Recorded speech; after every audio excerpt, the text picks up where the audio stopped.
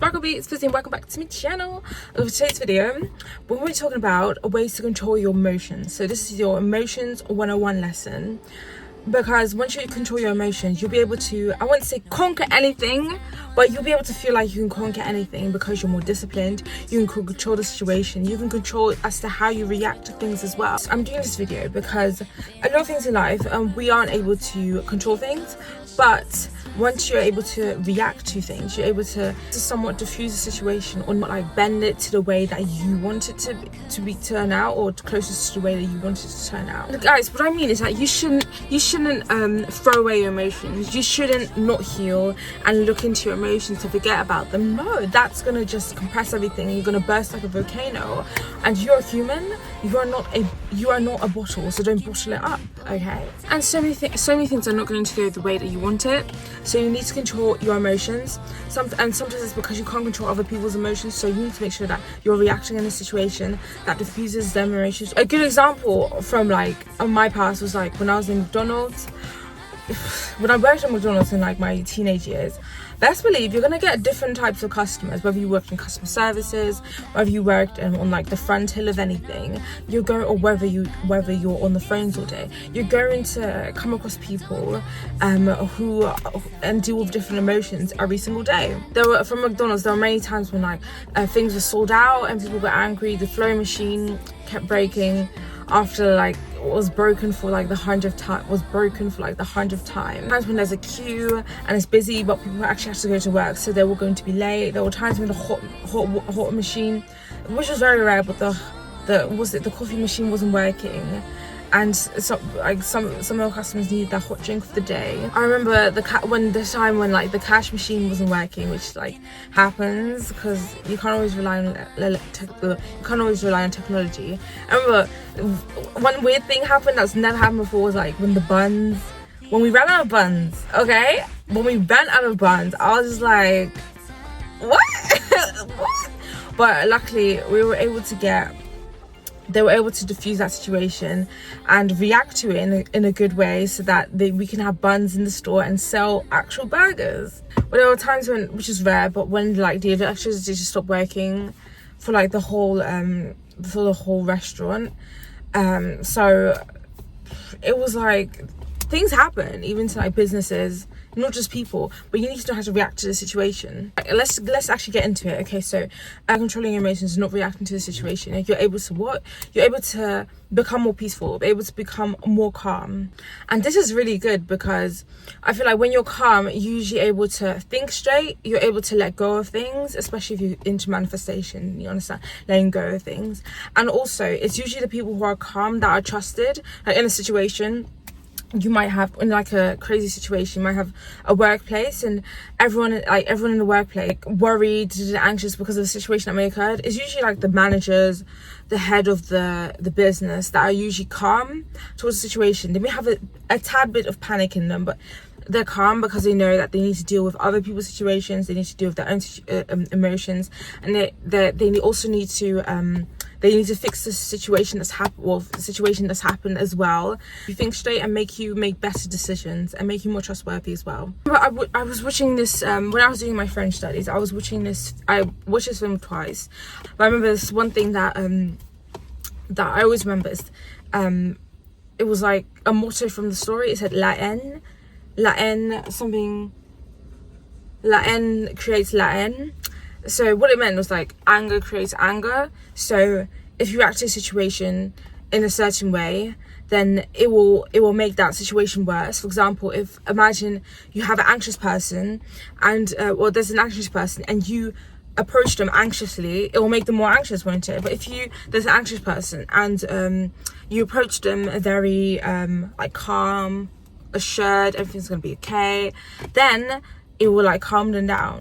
Always reacting to your emotions is very unprofessional. It's very unprofessional, and you become, people will perceive you as unreliable. Imagine you're a new starter at work, and because of the way you reacted, because it's all about first impressions, they don't know you yet, because of the way you reacted to the situation, it might have been very, very wrong, but it may be likely that you might not get a second chance because you're just deemed as unreliable, unfortunately. And this is also projected on different situations. For example, different professions. For example, if you want to become a nurse, a doctor, politician, work as like a policeman or woman, or even in the army or the Royal Air Force, then you need to, or like as a pilot even, you need to be calm. You need to be able to react in a situation in a calm and logical, professional manner. Otherwise, you're deemed as unreliable. Your emotions is a part of that job. For example, being a teacher, if you're working with, let's say, kids with like perhaps disabilities or kids in general, then you need to be able to control your emotions, because these are young children that you're working with. So this is very important. If people know how you react and that you always react, you can easily be manipulated. You can easily be encouraged to bring upon emotions that they know that you'll bring out, because they know that you're a reactive person, and that can put you in terrible situations. It can make you lose your job. It can make you very vulnerable, and it can make you an easy target as well. Don't forget to like, comment and subscribe if you felt a vibe, and if you like my videos, then subscribe, turn on your notifications so you can see more of my videos. And this out by seeing how people perceive you. If you know your family or friends say, oh, you're very angry, you're usually calm in a situation, you think logically, or they can say, oh, you're very angry, you're very reactive to situations. By finding those things out, you can identify what areas you may need to work on in terms of different emotions. It can also be anxiety as well. And you can change these things by like changing your self-concept, so changing how you view yourself and how you react to things. You can do this by like getting anger management classes. You can learn to set the mood for the day so that it won't encourage you to think about, react to things frivolously. You can just think about what was the mindset that you input in the morning, and remember to carry that throughout the day. Okay, I have a question. Is it good to bottle up your emotions? No, maybe in like the given situation, but you need to make sure to, for temporarily, but you need to make sure to release those emotions at some point. So many ways that you can do this by, you can either like literally scream into your pillow, maybe punch. You can either do this by like screaming into your pillow. I'm crazy, but you can do this by playing a sport. So you can go play rugby, or ideally it's usually those sports like karate, kickboxing and boxing. Those are the really good ones where you can like release all of your anger. Of course they do cost money. Great way to do so. There's also another thing that my friends, like a few of my friends mentioned, where it's a place where you can smash up things. There are places in where I live, but you have to travel there, where you can just like smash up things, pay to like smash things up and scream and like break things. I don't know, like I would do it just like to experience it, but a lot of people like to do that just to release their emotions. It sounds so crazy, but with the screaming into the pillow, or like punching your pillow, just do it safely. Don't like harm anyone. Just do it in a safe environment, and make sure you don't harm yourself as well. Remember once I was very angry, and I think I pushed up my emotions, but I remember once I just slapped a Primark, like, you know those 2-litre water bottles. I slapped one of those, and because I thought it was sturdy, it was made from Primark, and it just broke, snapped in half, all the water spilled out. And I'm not gonna lie, after that it felt really good. Oh my god, I know, it felt so good. I just breathed in and breathed out. Of course I didn't like the mess that I made. I had to clean everything up, but honestly after that I wasn't very like, I didn't really like, wasn't frustrated as much. So I do recommend like doing something safe where you can bring out those stressed out emotions. Relax. Okay, the next one is relaxing. Like, I probably love this one.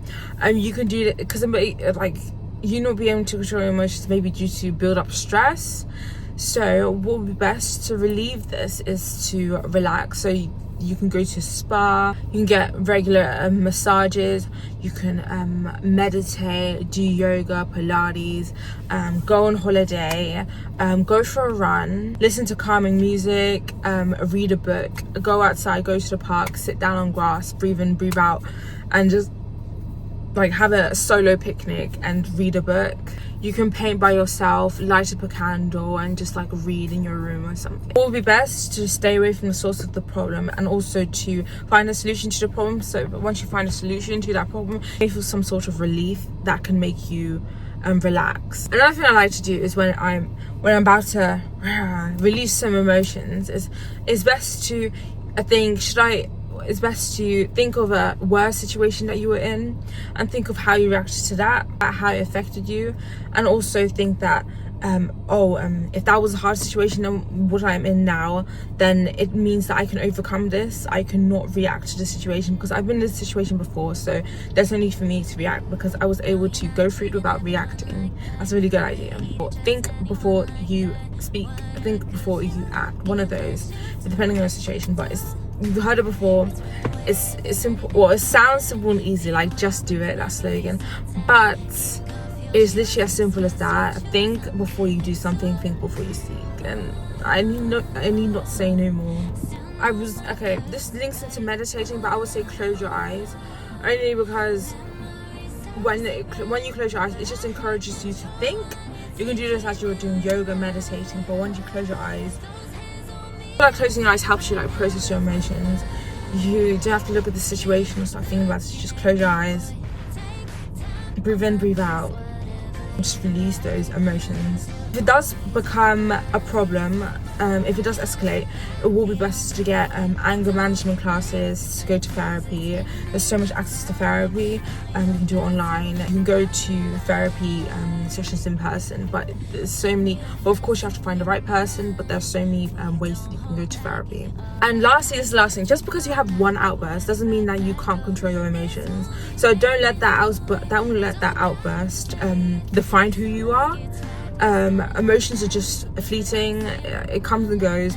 No matter how confident you are, there's something that you will not be confident in, or you're less confident in than other things. So remember, emotions are fleeting, so don't let that situation get the best of you. Don't let the situation stop you from thinking that you can change, or you always have to react in that way, and that you can definitely change. For example, like if that outburst made you lose your job or lose your place as team captain in something, guys, I don't know, I'm trying to get some ideas, but don't let that define you. You can keep going. It's not the end of the world. Just don't let it define you, and prove them wrong. And that's the end of the video. I hope you liked it. Okay, it's quite hot, and hope you like my little bucky hair. Anyway, I hope you have a lovely day, and don't forget to like, comment, and subscribe if you've got a vibe. I'm going to be posting I'm going to be posting every 2 days. I'm going to do this. It's going to be so fun. Okay, I hope you have a lovely day, and watch my other videos as well. Anyway, toodles.